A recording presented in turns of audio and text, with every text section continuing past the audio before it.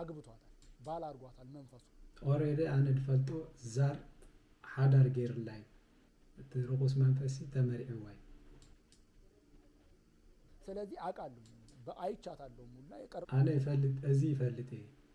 ሪኤ በአይኔ ቪዲዮ ተቀዳሐዋውን አለኝ አጥቁታም ነገር አለ ልጆች ደቀቀይ ጉዱ የምበር እንደ ቪዲዮ ተቀዳሐዋለኝ ወእኔ እንደማረጋው አይነት ግንኙነት ስታረግ ከምትም ሳይትረቁ ትገብሮ ስጋው ርክብ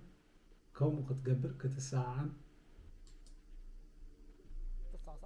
እንደዚህ እጃይቼ በቃ ይሄ ነገርማ ላልፈኛ ይገባል እዚ ነገር እዚ ሓልፈኒ የብሉን ኢለ ቪዲዮ ቀዲሐ ያለው ሰላም ሰላም ዝኸበርኩም ኣሕዋት ከመይ ትኾኑ ሎማ ኣንቲ ኸዓኒ ብኻልእ ስራሕ ብኻልእ ቪድዮ መፅአኩም ኣለኹ ናይ ሎማ ኣንቲ ቪድዮ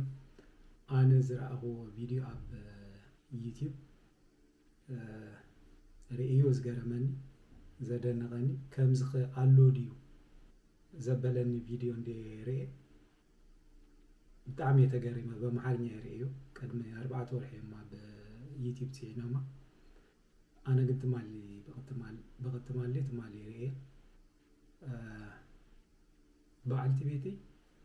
ምስ ካባይ ወፃኢ ምስ ርኹስ መንፈስ ስጋው ርክብ ትፍፅም እዚ ክትገብር ከላ ከዓኒ ቪድዮ ቀዲሐያ ድብል ሰብኣይ የርእየ ብጣዕሚ ገሪመኒ ከምዚ ኸይከኣል ድዩ ኣሎ ዲኺ ከምዚ ኢለ ገሪመኒ ብዓብዩ ነቲ ተዓሽሙ ሓደ ብሓደ እሱ ድበሎ እንዳተርጎም ኩልኩም ክኸይደ ብሓባር ኮይና ንረኣየ እቲ ቪድዮ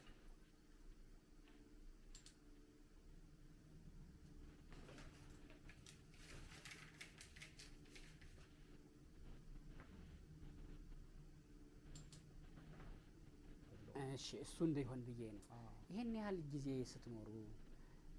ከሴት ጋር እንዲህ ስታይህ ባለቤትህ ምትጠረጥርህ አንተ ራሱ በትዳር ያላችሁን መቼም የተፈጠረው ስንጥቃት እዚ ጋዜጠኛ እንታይ ኢሉ ሓቶሎ እዚ ሁሉ ግዜ በሓንሳብ እንዳነበርኩም ስለምንታይ በዓልቲ ቤትካ ከምዚ ኢላ ትጠራጠረካን ትሓተካን ብዙሕ ግዜ ደጋጊማ ይድብሉ ደሎ ወይ ደግሞ ያለውም መጣበቅ ነው የትዳር መሰረቱ አይደለ በጣም ምን ያህል ግን ኖራችሁ በትዳር ምን ያህልስ ልጆች ወለዳችሁ እሱን ንገረኝና ኣብ ሓዳር ክንደይ ዓመት በሓንሳብ ተቐሚጥኩም ክንደይ ቆልዑት ከኣፍሪኹም እዝታት እሞ ንገረኒ ናብቲ ዝቕፅል ክንቅፅል ኢና ይብሎሎ አሁን ወደ ተፈጠረው እና ወደሚያጨቃጭቃችሁ ነገር እንመጣ ናብቲ ዝተፈጥረን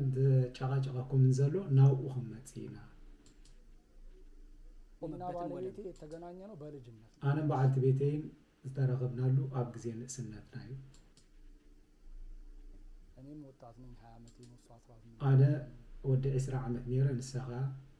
ጓል 18 ዓመት ነይራ በእግዚአብሔር ፈቃድ ተገናኘን እኔም ብዙ በአካባቢ ሴቶች ቢኖሩ ከም ፍቃድ እግዚአብሔር ኮይኑ በፍቃድ እግዚአብሔር ከልቴና ተላሊና ኣነ ኣብቲ ዝመሃረሉ ዝነበርኩ ቤት ትምህርቲ ኣብ ዙርያ ብዙሓት ደቂ ኣንስትዮ ነይረን ይድብል ደሎ ተማሩ አሉ ወደፊት መጽሐፍ ጽፍ ያለው ያዛ መጽሐፍ ላይ የጠቀስኳቸው ሴቶች አሉ ንመጻኢ ዝዝርጋሕ መጽሐፍ ጽሒፈለኹ ገና የተዘርጋሕን ከዝርጋሕ ዝኽእል መጽሐፍ ጽሒፈለኹ ኣው ኣሽማተ ዝጠቀስክዎ ደቂ ኣንስትዮ ኣለዋ አካባቢ ስማር በሴት ኣነ ክመሃር ከለኹ ብደቂ ኣንስትዮ ተኸቢበ ዝመሃር ነይረ በእኔ አካባቢ ግን በእኔ ዙሪያ በጣም ብዙ ሴቶች ነበሩ እኔን የሚፈልጉ ኣብቲ ዙርያ ብዙሓት ደቂ ኣንስትዮ ነይረን ንዓይ ዝደልያ በተቃራኒነት ሳይሆን ከኔ ጋር በመሆን ደስ የሚላቸው ሴቶች ነበሩ ብኻልእ ጾታዊ ዓይኒ ደይኮነሲ ምሳይ ክኾና ከለዋ ደስ ዝብለን ደቂ ኣንስትዮ ብዙሓት ነይረን በዛ ምክንያት እንግዲህ ከሚያውቁኝ ወንዶች ይመስለኛል ለሚስቴ ካብዚ ዝተላዓለ ንዓይ ዝፈልጡኒ ዝቐንኡ ለይ ዝነበሩ ኣወዳት ንበዓልቲ ቤተይ በእኔ ዙሪያ ከነበሩ ሴቶች ጋር እንደምማግጥ አይነት ነገር ነው ምስተን ኣብ ዙርያ ዝነበራ ደቂ ኣንስትዮ ምስአን ከም ዝኸይድ ምስአን ከም ዝወፅእ ምስአን ከም ዝሓድር እሳ ትሰምዕ አይሆንሽም ባልሽ እኮ አሁን አንቺ እዚ ኣይኮነክን እዩ ሰብኣይ ከኸባ ክወፃኢስ ካልኦት ደቂ ኣንስትዮ ምስአን ይወፅእ እዩ ጊዜው የልጅ እዚ ጋዜጠኛ እንታይ ኢሉ ኣብ ግዜ ንእስነትካ ዝገበርካዮ እዩ ዝነግርዋ ዘሎ ማለት እዩ ኢሉ እወ ኢሉ ያሁኑን እንመጣበታለን። እሺ የትውውቅ ጊዜ ጀምሮ አይሆንሽም እሱ በሴቶች ዙሪያ እንደዚህ ሲባልግ ቅድመ ሓዳር ምግባር ናይ እዚ ዝነግርዋ በሙሉ ቅድመ ሓዳር ምግባር ነው አይሆንሽም በቃ እሱ ሴት በጣም ሲያሳድድ የነበረ ነው አይነት እዚ ንዓኽ ሰብኣይ ክኾን ኣይክእልን ምክንያቱ ደድሕር ኣዋሊድ እንክሊል ድብል እዮም ድብሉ አይደል ነው ሲነገራት የነበረው ያ ሁሉ ቻሌንጅ እያለ ግን አብራ እዚ ሁሉ ሽግር እዚ ሁሉ ወረ ዛዕባይ እንዳሰምዐት ግን ምሳይ ሓቢራ ትቅፅል ነይራ። እግዚአብሔር የተመሰገነ ይሁን። ያው እንግዲህ አራት እግዚአብሔር የተመስገነ ይሁን። 4 ቆልዑት ክንወልድ ክኢልና ኣለና ምዝ ሁሉ ሽግራትና በአራት ልጆች መውለድ መካከል እንግዲህ 28 ዓመት እዞም 4 ቆልዑት ክንወልድ ከለና ኣብ ሓዳር 28 ዓመት ጌርና ይብላል። 28 ዓመት በዚህ 28 ዓመት ውስጥ እንግዲህ በዛ መሃል ያው ባለቤቴ ከምትሰማ በጣም ወሬት ኣብ ውሽጢ 28 ዓመት ሰበይተይ ናይ ካልኦት ሰባት ዘረባ ትሰሚዓ ወረ ዘቀባብልዋ ሰባት ኣለው ንዖም ብጣዕሚ እያ ትሰምዖ ወሬ በጣም ከሰው ወሬ ትሰማለች አትስሚ አይደለም ሰው መቼም ሳይነጋገር ናይ ካልኦት ዘረባ ኣይትስምዒ ማለት ኣይኮነን ሰብ ምሰብ ግድን ይክዘራረብ ስለኔ የምትሰማውን ነገር መታ እንደዚህ ነው ሲባል ያ ሰው ከአብሮ ማውራት ብዛዕባይ ገለ ነገር ክነግርዋ ከለው እቲ ዝነግራ ሰብ ኣብ ቅድሜ ከዓ ዝደግም ክኸውን ክኽእል ኣለዎ ማለት ነው። እኔም ማምነው ያን ኣነ ዝኣምኖ እሱ እዩ ኣነ ብዛዕባኻ ክወሪ ከለኹ ለአንተ ባለቤትም ለአንተ ስላንተ ሳወራ ንዓኻ ይኹን ንበዓልቲ ቤትካ ብዛዕባኻ ክዛረብ ከለኹ ወይ ባለቤት መጣ እንደዚህ ያለ ተባለ ስትባል ያ ያለው ሰው መጥቶ አሁን እንደዚህ ነው ብሎ በትክክል ማለት እቲ ከምኡ ኢሉ ዘውርየ ሰብ ኣብ ቅድሜኻ መፅኡ ዝደግም ክኸውን ኣለዎ። ይሄን አርጊ ነዚ ግበሪ ፊት ንፊት ኣምፂኻ ይራኸብና እንተበልኳ ኣይትገብርን እያ ስለኔ ከጀርባ የሚወራው ወሬ ትሰማና እቲ ብዛዕባይ ብድሕሪ ዝንገራት ሰሚዓ ተኣምን ማመን አትችል ነዚ ከምዚ ዓይነት ወረ ክትኣምኒ የብልክን እኔ ጋራ መነጋገር መቻል እቲ ትክክለኛ ክኸውን ዘለዎ ኣነ ንስኽና ክንዘራረብ ዘለና አንተ አሁን ወደዚህ ፕሮግራም ስትመጣ ንስኻ ናብዚ ፕሮግራም እዚ ክትመፅእ ከለኻ ዝረኣኻዮ ቪድዮ ኣሎ ይብሎ ለዚ ጋዜጠኛ ይሁ ቪዲዮ አለ ያየው ቪዲዮ ምንድነው የቀረበችው ወይዘሮ ጌጤነሽ ባሏ ጋር ግንኙነት አጥቷል እስኻ ሪእኻዮ ድመጻኻ ናብዚ ፕሮግራም እዚ ዝረኣኻዮ ቪድዮ ወይዘሮ ጌጤነሽ ትበሃል ናብዚ ኣባና ኣብዚ ፕሮግራም ቀሪባ ዝነበረ ሰበይቲ ምስ ሰብኣያ ስጋዊ ርክብ ክትፍፅም ኣይትፈቱን እያ ስጋዊ ርክብ ተፈፂማ ናይ ቃንዛ ስምዒት ደኣ እምበር ካልእ ስምዒት የብላ ነገር ግን ደግሞ ባሏ እንዲሄድ ፈቀደችለት ነገር ግን ሰብኣያ ናብ ካልእ ሰበይት ክኸይድ ትፈቅደሉ እንዲል እስከ 4 ፈቅደ ይሄ በጣም ኣተንፊሱ ክመፅእ ፈቂዳትሉ እዚ ንዓይ ብጣዕሚ ገሪመኒ ይብላሉ ታይ ከዚህ ቪዲዮ ጋር የተገናኘ ታሪክ ነው ያለኝ እንዲያውም ይግረምህ ብለህ ቅድም ስትለኝ የነበረው ምንድነው እሱ ናተይ ጉዳዩን ተመሳሳሊ ከምዚ ዓይነት ተመሳሳሊ ትብለኒ ዝነበርካ ጉዳይ ካሲ እንታይ እዩ 8 ዓመት በትዳር የቆየ ሰው 28 ዓመት ኣብ ሓዳር ዝጸንሐ 4 ቆልዑት ዝወለደ ነዊሕ ጉዕዞ ተጓዒዝኩም ኢኹም ንገረኝ ስለዚህ ነው ንገረኒ ብዛዕባ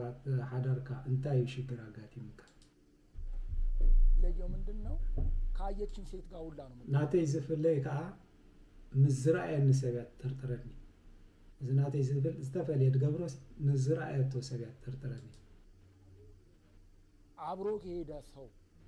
እንዲህ ነው ዝሙት የሚፈጸመው እንዲህ ነው ኩሉ ሰላም ዝበለካ ምሳኻ በሓባር ተንቀሳቀስ ሲ ኩሉ ዲ ዝሙ ምሳኻ ከመይ ገይሩ ይኸም ዝኸውን ይችኛዋ እኮ بالي تنفس أنا كالكيو عندنا كليلام سيت قال من عيو بيجي مالت زازر أخوة فيديو سبيتي ويزرو جيت إنش تبال أنا قال كيلو يوسي عندنا أنا بقال سبيتي من تأكيد كايلس كزارة بايك لني عندهم فق الجلد جنزب ولو يسطوت كمان بعلي فقيد لوسي جنزب نحبكو كيدي بلوني رخت بالكلا أنا كم سميت أنا سمعتك قطعت رايك على ይሄንን ማ ፕሮግራም እና ይሄን ሰውዬ ማግኝቼ እኔ የራሴን ችግር ተናግሬ ሰው ይስማልኝ አልኩት أنا ناتي شجر قال إسبك سمع علي سلزدلي ناس ጋዜጠኛ زرقية كله تزلني شجر أبغى زي زرقة وزلقه مكرا سب يسمع علي له هذا البرنامج زقرب علني ليه متى ولا مكنياتو أنا تعافيني هذا له لمن ده تعافين كان أبغى نتسكت قصر ليه ولا ጋዜጠኛ ለምን ማለት አንድ ባልና ሚስት ትዳር ሰባይን ሰቤትን ከባህሉ ቀለው እዚህ ገብሩለውም ጋዜጠኛ እንታይ ኢሉ ሓቶሎ ንስኻ ማለት እንደ ልባቸው በዛ በተ እንዳገበርካ እንዲኻ አርባዕተ ቆልዑት ወሊድካ ይብለሎ መሰረተው በተቀደሰው ተቋም ያንን ግንኙነታቸው ማድረግ አለባቸው ባልና ሚስት ተንቆልዑት በመንፈስ አይኮናን ተወሊደን ወስ ጋው ርክብ ንገብሪና أنا جارك قار أوش تز إسران شومون تنا كانت حسر شومون تجزيت عين ركفت هنا نزغاني نفس وكف تنز سجاو ركف فتسام كل المعاتي مزجيبين على قويد بالدل صارنا قل 18 تجزي مزجيب جوالو كاني مسألة نفس وكف زرقة كون سجاو ركف بأب أجندة مزجيبين علةً ساعةً مزجيبة أقميتي له بلاد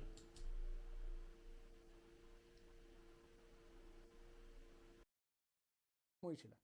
جنونات كسواجا باركو كتر باجندا مزجبي 18 ጊዜ ተመረተ ምን ቀን ማታ በስንት ሰዓት እንደተገናኘው ጽፌዋለሁ በቃ ልጆቼን ሶልድ 4 ጊዜ የልጆቼ መወለድ ምክንያት ግንኙነት 4 ጊዜ አለ 4 ልጆች ለቀይ ከወለዳን ከሏት እንደከስ ተወልዳሉ 4 ጊዜ ሰው ያለ ግንኙነት አይኖርምና 18 ጊዜ ቀንሰው 16ቱን 12ቱን በእንደዚሁ አልፎ አልፎ በዚህ አመታት ውስጥ የተገናኙ ናቸው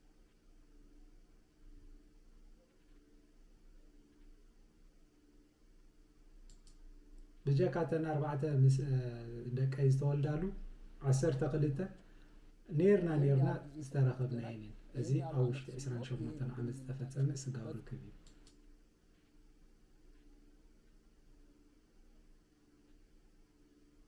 إذا كله جزء بعنساب كنا بركلنا إذا كله عمتات بعنساب جزينا خلنا حلف نكلم سجاور كبير استفتنا لنا زي ما قلت ترى زي أتني إذا غاب ورقة صحي فيها الله قيد ولا لا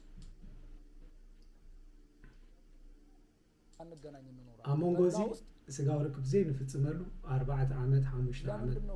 3 عامات ما يدرجوا بلا سايون متلو سجاور كب كيف تسمنا النبر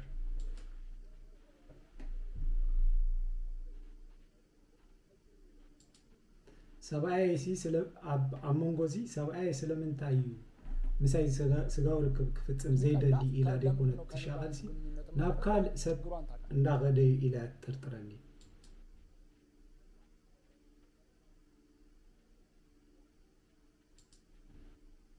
مساي سجاور كب نقيت فتن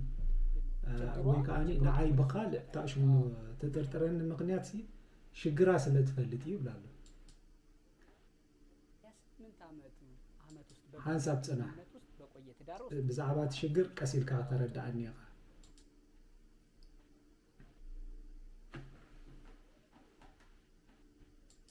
أبز إسران شوف متن عمد سنة ناي حداركم جزء 4 قلعت وليدكم علىهم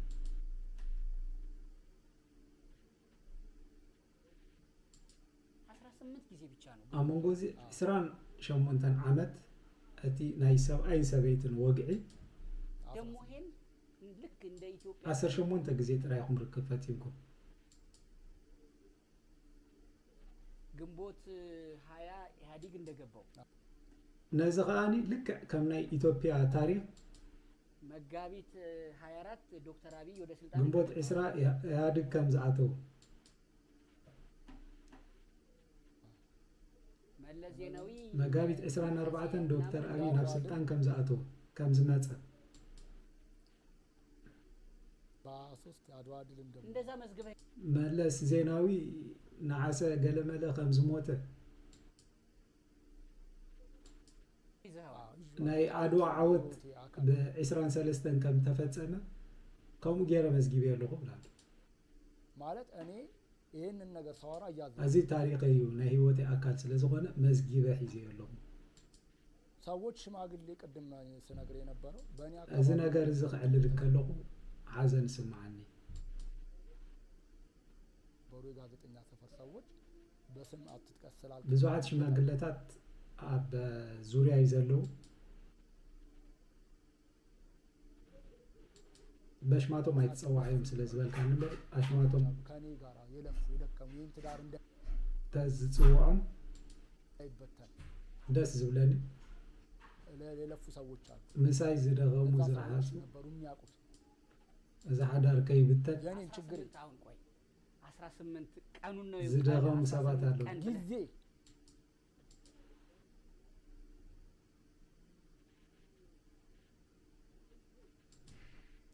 እዚ 18 ትብሎ ዘለኻሲ 18 መዓልቲ ዲ ወይስ ቆይ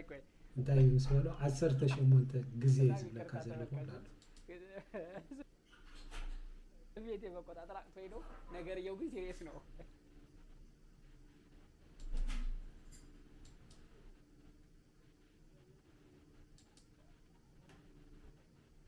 የግሬታ ግበሩለይ እዚ ነገር እዚ ሲሪየስ ስሚዕተይ ምቁጻር ሲሪየስ አቅለለሁ ብላሉ በአንድ ሌሊት ውስጥ ያለውን ቀኑን ነው የቆጠርከው ወይስ ግንኙነቱን ነው ግንኙነቱን አንዴ ነው የምንገናኘው ስንገናኝ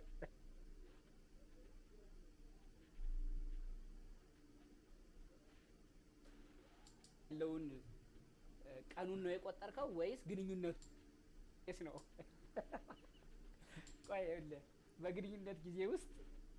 በአንድ ቀን በአንድ ሌሊት ውስጥ ያለውን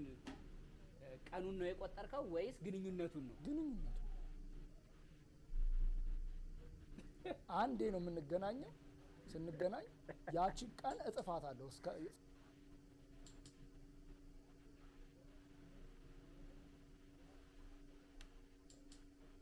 ሰዓቱ አንተ ጊዜ ንገብር ከለለ የገባውበት ይወት እታ ማዓልቲ ቲአኻ ይምስል ራሱ መቼ እንደሚያበቃ መቼ እንደሚዘጋ አላ ሰዓታ ዕለታ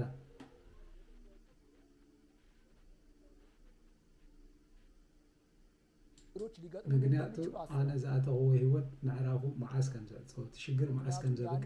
አይፈልጥን ሽግር ከገጥመን ከም ዝኽእል ይሐስብ በዚሁ በመንፈስ ምክንያት እንደዚሁ ባለስማማት ምክንያት ሽዑ ምስ በዓልቲ ቤቴ ተፋቲሐ ነይረ አማት ሆስፒታሉ ላይ ጃት ይጃል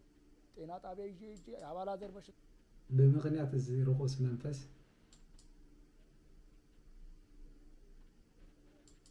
ክሳብ ሆስፒታል ወሲደ ናይ እሷም እኔ ንጹህ ናችሁ ነው የተባለው ዝቆነ ሕማም ከየለውና ናይ ክልቴና ኢላ አመርሚሪያ ነይረ ከዛ በኋላ በዛ ሂደት ታሰርኩ ወላ አንተ ችግር የብልኩም ተባይልና እና ተመልሰ ስታሰር በስራ ላይ በተፈጠረ ችግር ስታሰር መታ ሸዋሮቢት ማለት አሞንጎዚ አነ ታሲረ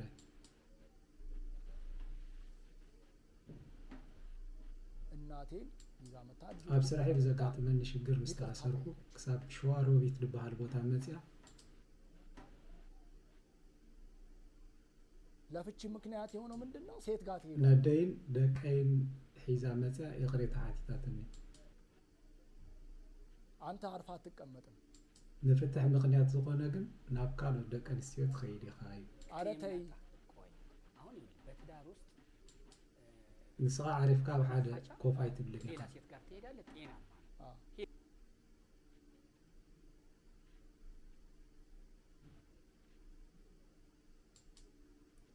ከሆነ ማለት ነው ኣብ ሰብ ሓዳር ናብ ካልእ ሰበይቲ ከይድካ ምፍታሕ ሴትም ሌላ ጋር መሄድ አይችልም ወንድም ጋር ሌላ ጋር መሄድ كيدك تقينك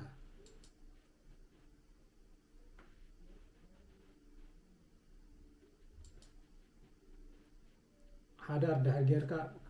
ناب كالي سبيتي كتكيد አይትخيلني ንሳው ናብ ካልእ ክትከይድ አይትخيልን እያ ወንድ እንኳን ቢሄድ ምናልባት በተለይ ጓለች ሴት ተኸይዳ ከቢድ እዩ ምክንያቱ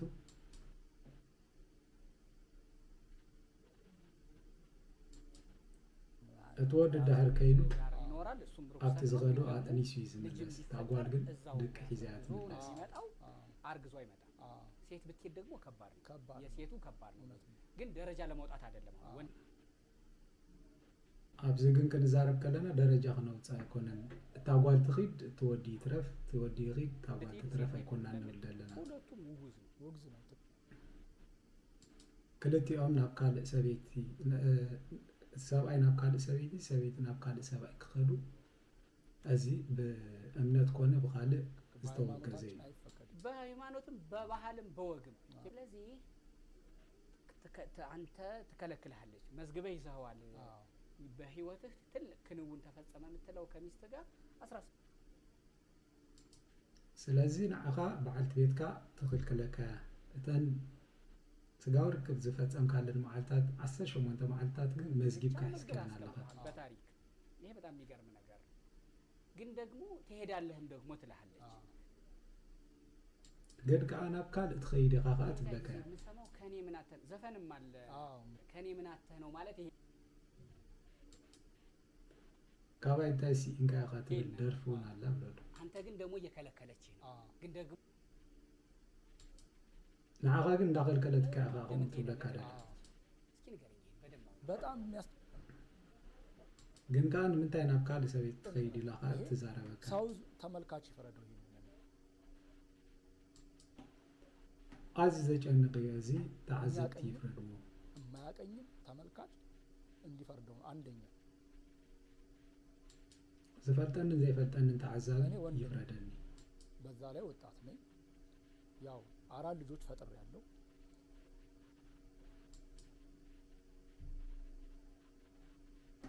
አነ ሰብአይ አብረሲዩ 4 ቆልዑት ወሊደለሁ ሚስቴ የተከበረች ወልዳልኛለች ግን በጣም በሚገርም ሁኔታ ለባሏ እንደዚህ አይነት የግንኙነት ጉዳይ ላይ ኬርለስ ደንታ ቦታ ማትሰጥ ሴት ወላዳ አቆም ትኩን ነበር 4 ቆልዑት ትውለደለይ ዳንበር ንበዓል ቤታ አብናይ ስጋው ርክብ ሰዓት ኬርለስ ዘይትግደስ አንደኛ የእሷ ውስጥዋ ያለ ሰቤት ኮይና ያረክያ ያወቀች ከኔ ጋር ግንኙነት ማድረግ ማትፈልግበት ምክንያት ችግሯን ያወቀች ምሳይ ስጋው ርክብ ክትፍጽም ዘይትደለሉ ምክንያት እንዳፈለጠት ዛር አግብቷታል ባል አርጓታል መንፈሱ ኦሬዲ አነ ድፈልጦ ዛር ሓዳር ገይር ላይ ትርቁስ መንፈሲ ተመሪ በአይቻታለሁ ሙላ የቀር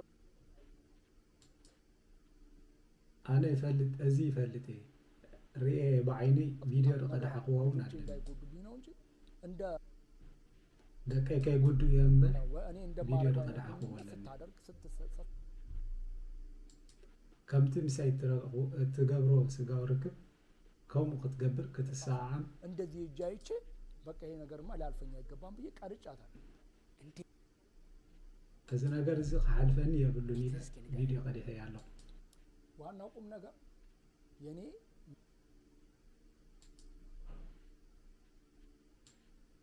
እንዴት እስኪ ንገረኝ ከመይዝ እስከ ንገረኝ ዋናው ቁም ነገር የኔ የሚያሳዝነው ፓርት ግንኙነት ለማድረግ እሷ የማትፈልግበት ምክንያት መንፈስ ነው እትቀደቁም ነገር ምሳይ ርክብ ክትፍጽማሉ ዘይት ደሊ ምክንያት መንፈስ ርኩስ መንፈስ ቪዲዮ قد يحيالو ስለዚ በልካንስ እንታይ ክትገብር ካለ ተደጋጋሚ እንደዚህ አይነት ነገሮች ሲገጥሙ አያት አሉ አንዳንዴ ስትንቀሳቀስ ቪዲዮ قد አቁሉ ምክንያት አለኒ እዚ ዝገበር ኩሉ ምክንያት ስትወራጭ ሓደ ግዜ ክትንቀሳቀስ ከላ ከምዚ ባህሪራ ገለ ክትገብር ከላሲ ይሪአየ በሕልም ለይታ ከዛ አንድ ቀን ቁጭ ባልኩበት እግሯን ከፍ አድርጋ ምናምን እንደዚህ ምናምን ሓደ መዓልቲ ግን ኮፍ ኢለን ከለኹ እግራ ሓፍ አቢላ አፋ ከንፈራ ክትንቀሳቀስ ሪያ ላይ ያለው መንፈስ እኔ ጋር እንደምትገናኙ አይነት ግንኙነት ሲያደርግ መንፈስ አይታይም።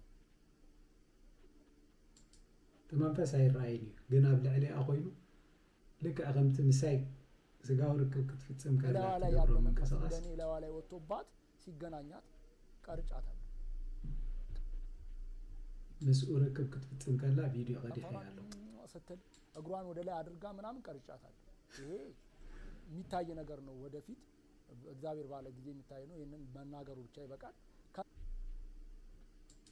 እዚህ ዝራይ ነገር ስለዝኾነ እግዚአብሔር አብዝ ፈቀዶ ማዓልቲ እዛ እንደዚህ የሆንኩ እየኖርኩኝ ከምዚ እናቆምኩና ነበርኩም ሰዓት ኋላ ተዝኸይድሲ ችግር አይምነበረው እኔ ግን እግዚአብሔር በሚያውቀው ናቴ ያለና አእምሮዬን ተፈቅድልኝ ናአይ ግን እግዚአብሔር ይዝፈልጥ እርገቴ ቤተክርስቲያን ነው። ኡራኤል ቤተክርስቲያን ስለዛ አበቁ አብ ኡራኤል ቤተክርስቲያን ፈራሰው ነኝ አምላክ ይዝፈርሕ ሰበ ወይም እሳቀም ትብለን ሰባይ ገና ለገና ከኔ ጋር የተማሩ በእኔ ዙሪያ የነበሩ ሴቶችን ማግኘት ያልቻሉ ወንዶች አሉ። በጣም ቂም ያዙብኝ ወይ ከምቶም ካልኦት ከምዚ ከማይ ዘይተዓደሉ ምሳይ መማህርተይ ዝነበሩ ሓዳር ይገበሩ በአይ ዝተቀየሙ ሰባት አሉ። አሁን ግን አላቃቸውም ባያቸው እነሱ መተው ካላዩን በስተቀር ማለት ነው። ሕጂ ተዘሪኦም አይፈልጦምን እሶም መጽኦም ተዘሪኦምን ስሜን በማጥፋት ጀምረው ሽማይ በመጥፋት ጀምሮ ናአይ ከምዚ ተአምነን ገይሮም ከሷ ጋር ያለኝ ክፍተት ደግሞ አለ። ይሄ ግንኙነት ጉዳይ አለ። ለምን ከዛ በፊት መቼም የልጆችህ እናት መቼም አደረክኸ አይነን ባይኔ ያሳየችህ አደርባዕተ ደክኸ አይንኻ በአይንኻ ከምትርኢ ዝገበረትከ ወዝ ለወዝ የተገናኛችሁ 28 ዓመት በሐሳብ ዝነበርኩም ይሁን የባል ቦታን ተክቶ ሲገናኛል ርኩስ መንፈስ ናይ ሰብአይ ቦታ ተኪኡ ክራኸባን ከሎ ስታስቀምጥ ምስራአኻ ቪዲዮ ቀዲኻ ከተቀምጥ ከለኻ ነዚ ርግፀኛ ክትከውን ከለኻ ባለቤቴ በጤናዋ አይደለም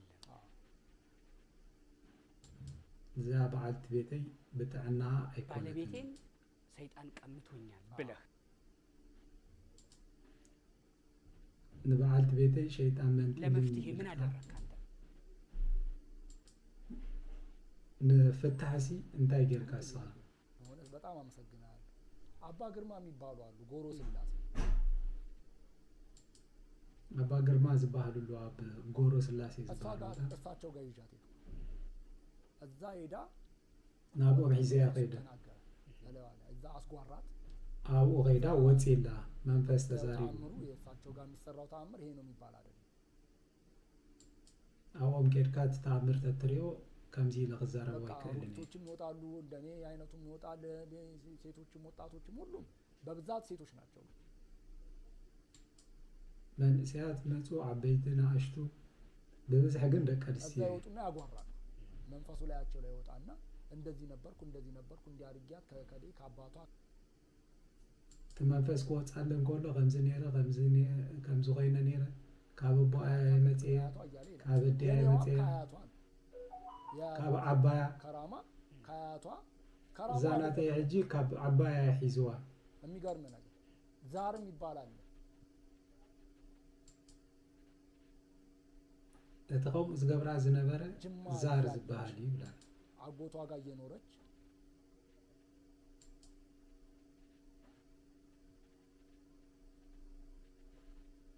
አብ ጅማ ዝበሃል ቦታ ምስ ቤተሰባ እንዳተቀመጠት ከላ ዝተለኽፈቶ መልከት እዩ እሱ ነው ያገባት። በቃ ባል ያደረጋት እዚ ዛር እሱ ተመርዕዋ ነይሩ ሰበይቱ ገይርዋ ነይሩ توم قالت عينة رخصات منفس تتحيزون بقليل كوتو زخلوا يوم نيرو ቡና በምናምን እንደዚህ የሚደረጉ ነገር ናቸው እነሱ አይቃወሙ ነገር ግን ይሄ ዛሩ ነው እሷ ላይ ሰልጥኖ ባል አድርጓት እየኖረ ነበር ይሄን ነገር ካየ በኋላ አንተ እኮ ደባል ባል ነህ ማለት እና ንስኻስ ውሽማ ያኻ ማለት ይብላል እንዴ በላይ ላይ ነው እኮ እሱን ተቀብሎ እወ ብላለሁ هو قبل عليه كوي حدر غير በላይ ላይ ነው مشيت أنت دافع قامي غير كاخي إلكايو يبلالو أسيكو بدحري متيو براني كونكم بدحري أتيو لا ከመቼ ጊዜ ጀምሮ ነው ኦኬ بزغان الزرعهم فيديو مثل ملو فيديو خريئو زدلي سب دحرالو أنا قري مني خمسة اللوديو إلى ندي دمدينا ملو فيديو خريئو زدلي سب دحرالو أبزيا أقرنيا وتبل يوتيوب channel يدلو أو غيركم رأيو نلو ما أنت كن ودعمكم